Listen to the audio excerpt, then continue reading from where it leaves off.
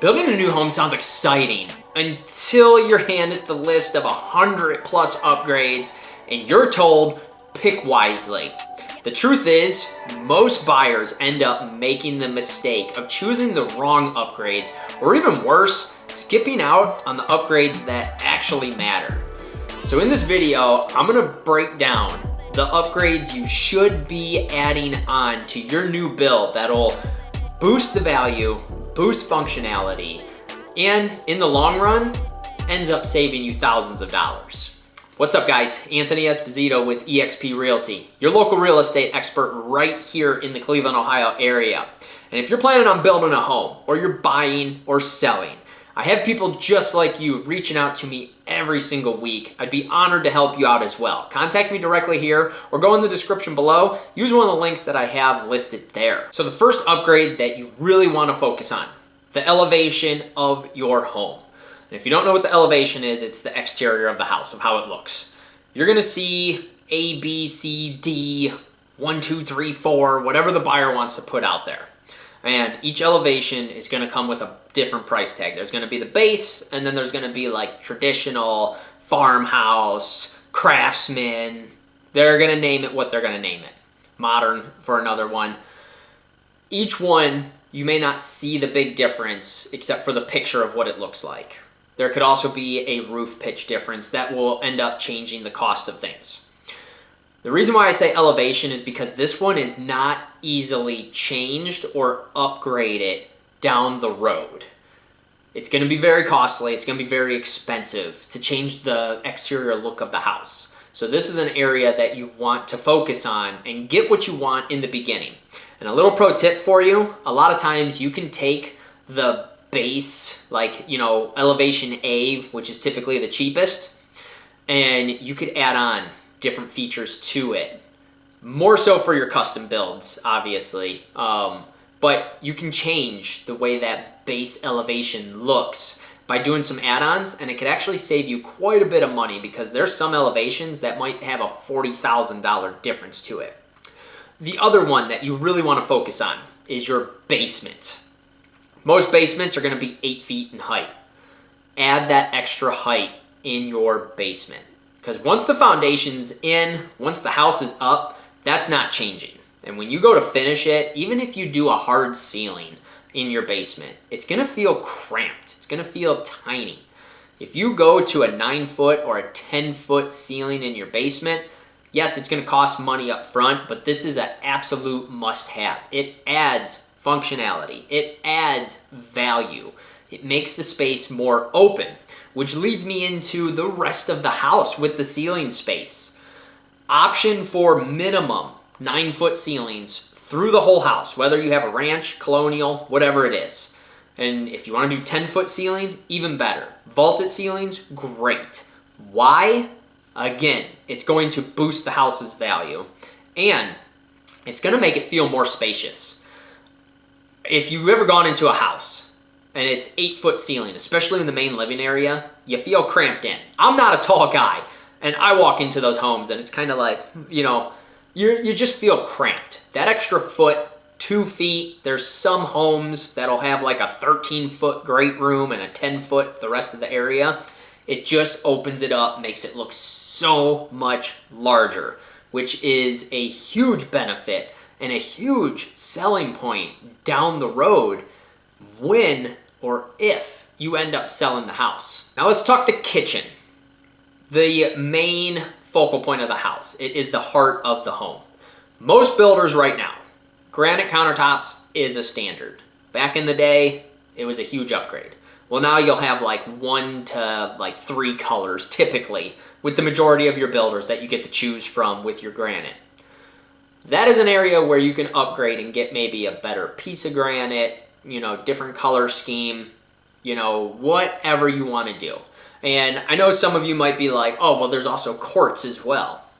Me personally, I don't like quartz because you can't set anything hot on it. You have to cover it. Any type of heat is going to ruin the countertop. Whereas granite, that thing can handle 5,000 degrees. Now, there are some companies, the way they seal it, especially if it's like a permanent seal on granite, you typically can't set anything hot that's on it. but at least you're a little better off. And granite is a much tougher stone. It's harder. So me personally, granite countertops in your kitchen, an absolute must-have.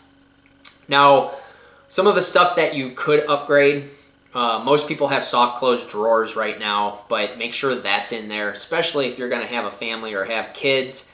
We all know how those things get slammed. Drives me nuts personally because I don't have them.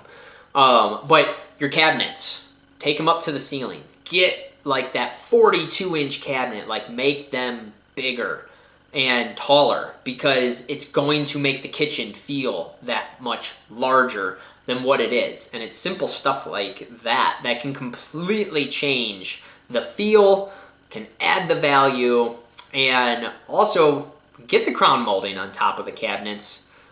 Some builders have it, some builders don't in this area, but get the crown molding. And then with your flooring on the main level, consistency is key here. So if you have some LVP laid out in your kitchen, like dining area, the foyer, keep that all the same. If you have carpet, keep the carpeting all the same. It's not back from like the 80s, the 90s, the 70s where like every room had different carpet. Don't do that. Keep it very similar. Conformity is key with, your flooring choices that you have in your main living area. And LVP is the way to go. It's luxury vinyl plank, water resistant, scratch resistant. That is the absolute way to go compared to tile, because again, it's the main living area.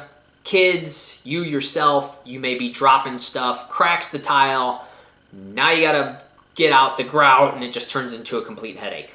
It's not like that with LVP. That is your best choice for the main flooring, like of your kitchen and your foyer area. Let's talk your rough-ins, especially with a basement. You're building a brand new home. Every single builder, unless you're in a development, they are giving you a full basement. Do a bathroom rough-in. Even if you don't have any intention on ever putting a bathroom down there, just have the rough-ins already done. It is so much cheaper up front, and it can give you that full bath. And to go along with that, in order to make it like a living space, if you don't have a walkout, put the egress window in, because then you can actually deem that area livable, because there's a means of egress to get out of the basement. So choose wisely along with the basement stuff. Now, some other stuff to think about with adding on is maybe extra lights, extra outlets. It's all stuff that could save you up front. The pro tip for that, have the trades, like the electrician. I was an electrician, I did this. Have them do that on the side. And there are some builders that will even tell you, ask them to do some side work, because it eliminates all the overhead that comes with it. They can do it at a much cheaper cost. So if you want to add some lighting, if you want to add some outlets, if there is some plumbing that you want to add, maybe like, let's say like an extra faucet to the outside of your house, little stuff like that, have them do side work for you. Catch them on the side and give it to them. It's going to be much cheaper to go that route than to go through the builder. Now for these last few, also equally important, and it's stuff that a lot of people don't think about because you're getting overwhelmed with building the house. In your owner suite, option for a larger shower. Option to have a soaking tub. Those are coming back. Don't completely eliminate the soaking tub. And throughout the whole house, make sure there's at least a shower tub combo, bare minimum. Whether it's the main bath, the owner suite, you gotta have some sort of bathtub. I'm running into clients where we're seeing homes that have nothing but walk-in showers, and they're like, well, we want to have a kid. Where are we bathing the kid? They just want to throw them in the bathtub and just be done. So, those larger showers in that owner suite boost the value. The soaking tub, boost the value. Double vanity, for instance. That is a big boost towards an upgrade that you should do. Now, back to the outside of the house. Covered patio, covered front porch, huge, huge. People really love the way it looks to have a covered front porch of some sort. It just gives the exterior a little bit more like curb appeal.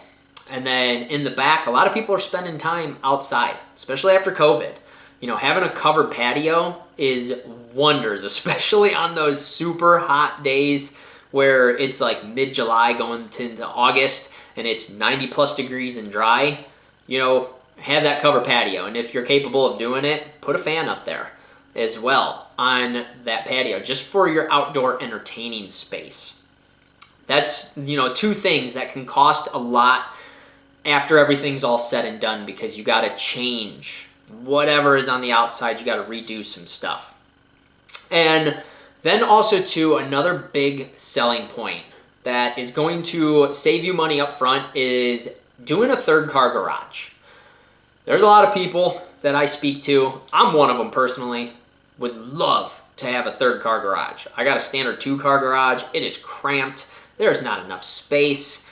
You know, you got all the kids' toys, and it is just a nightmare trying to have a car in there. The toys, the lawn equipment, a garage refrigerator. Like, it's too packed. It gets too cramped.